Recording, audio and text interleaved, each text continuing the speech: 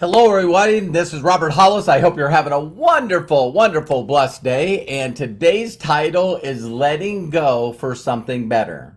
Letting Go for Something Better. So we'll wait for Facebook to basically go out there and share with my 33,000 followers. Do me a huge favor and make sure that you follow me. And I'm looking forward. Hey, hello, my incredible wife, Teri. I love you. Thank you so much, Bill. I appreciate that. Thank you, Craig. Pretty awesome. We'll wait for everybody to get on here. And I'm going to dedicate this live to my incredible wife, Teri. So I think she'll be surprised by this video. So it'll be pretty awesome.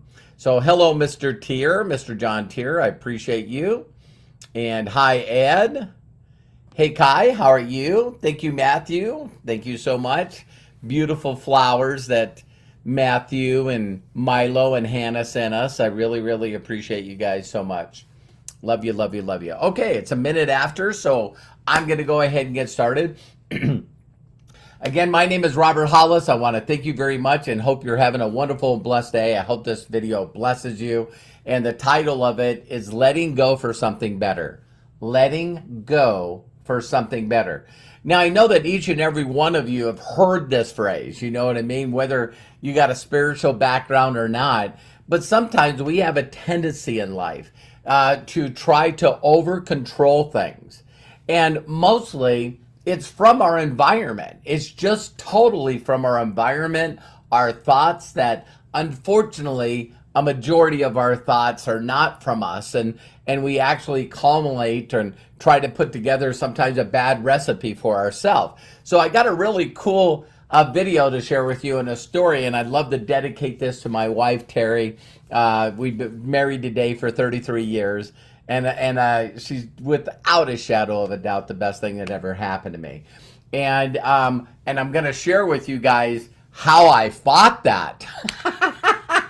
Because of stupid thoughts and stupid concepts. And without going into too much of my history, you know, I didn't have a good childhood at all.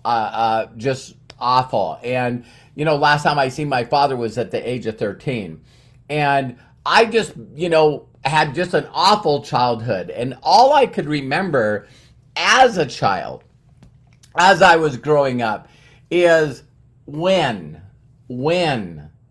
I have a family and I have children, they're not going to be treated this way. So we all look at things in life as sometimes negative, but you know, I knew how to be a better father because I sure wasn't going to be a father like my father. I wasn't going to be parents like my mom and my dad. And you know, that was the thought. That was the thought that sort of got in my head. You know, I'm not going to do this to my children.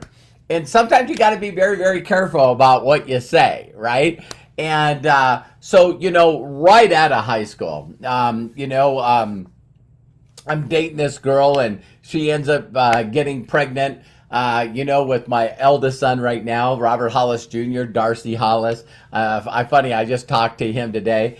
And now all of a sudden, everyone told me as this 19-year-old what I needed to do.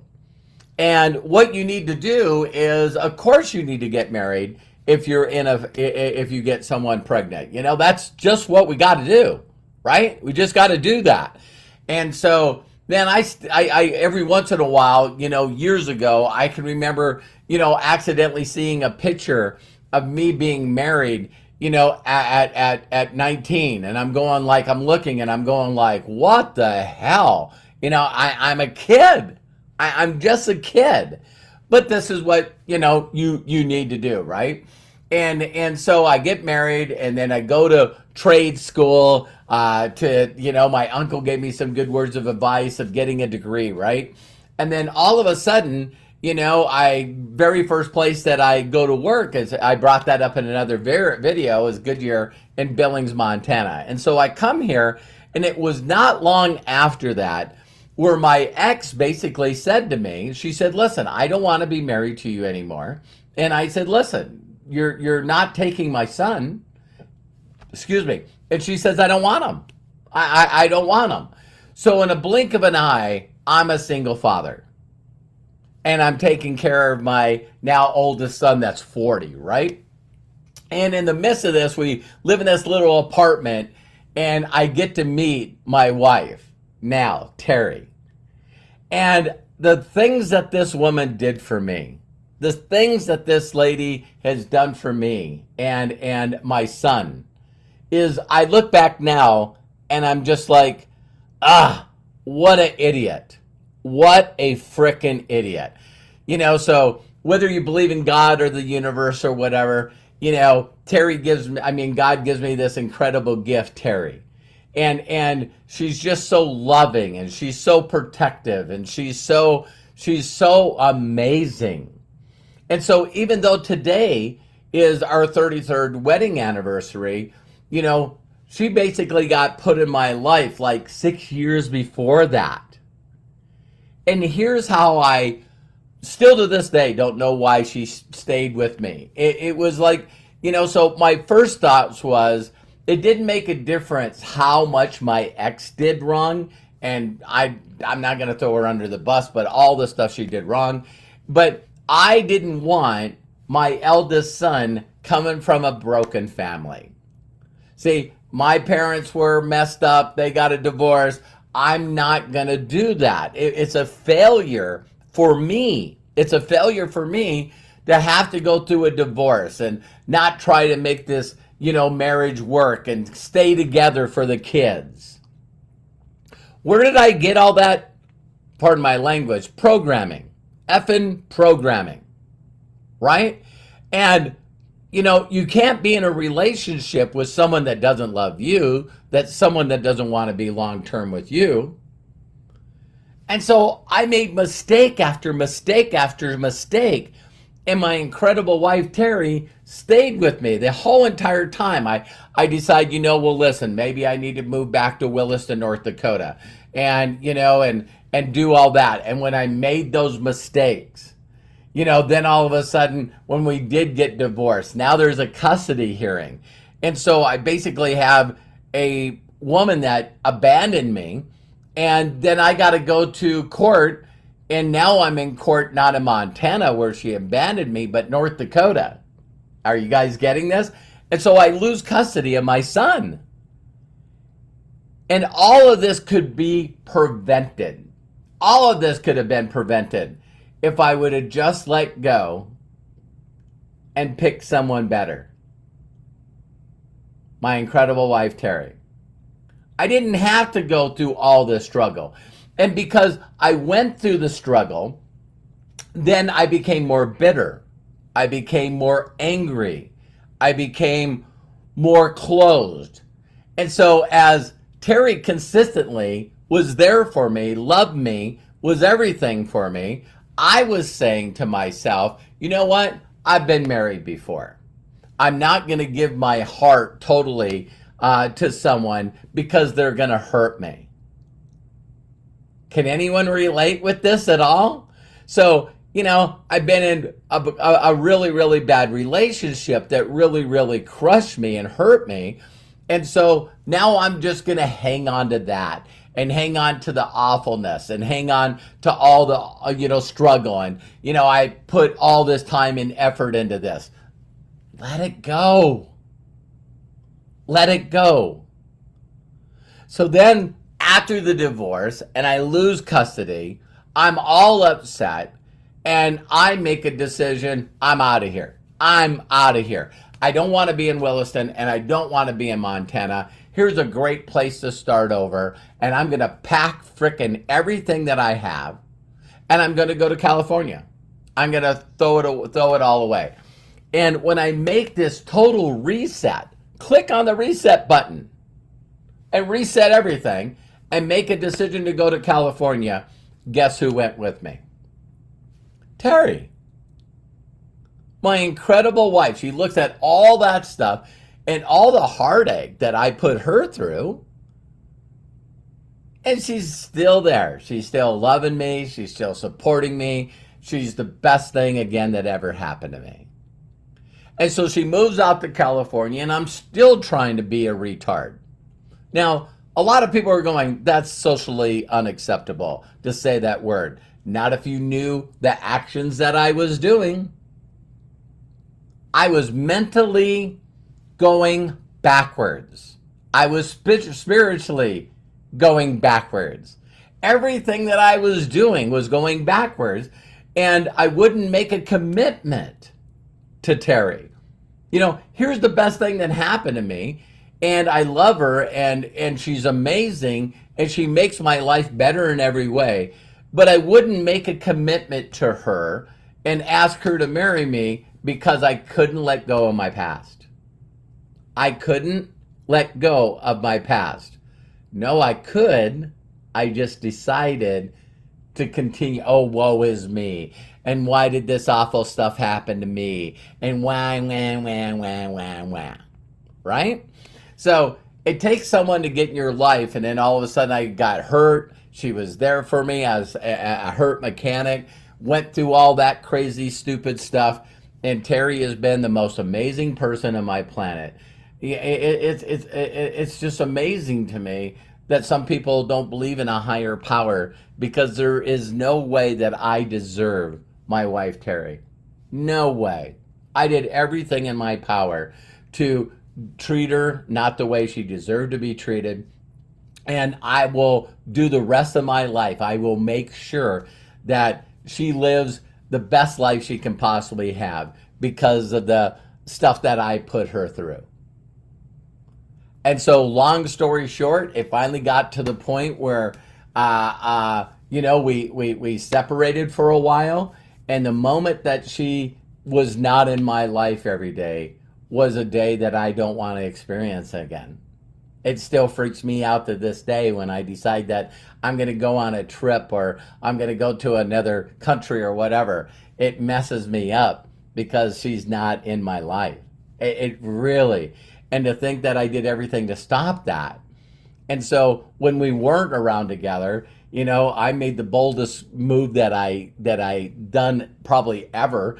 And I jumped on a plane and I came to Billings and I proposed to her and asked her to marry me. And that should have happened. That should have happened when I met her. That should have happened when I met her. But yet I put myself through all this ugliness and all this awful things and all this stuff because of programming and all this stupid crap. And so I want you to think in your life. I want you to think in your life that you consistently are praying for things to be better in your life. And maybe it's a relationship, maybe it's people, maybe it's a business. And I just want you to think you can't get something until you let go of something. You can't make your life better in every area in your life if you consistently hang on to old thoughts, old philosophies, old beliefs of stuff that you've had in the past.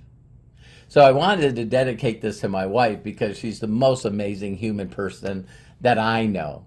And she just is always there to love and support me. So when I made the decision to marry this incredible woman 33 years ago, it has not been easy, but it sure hasn't been because of her.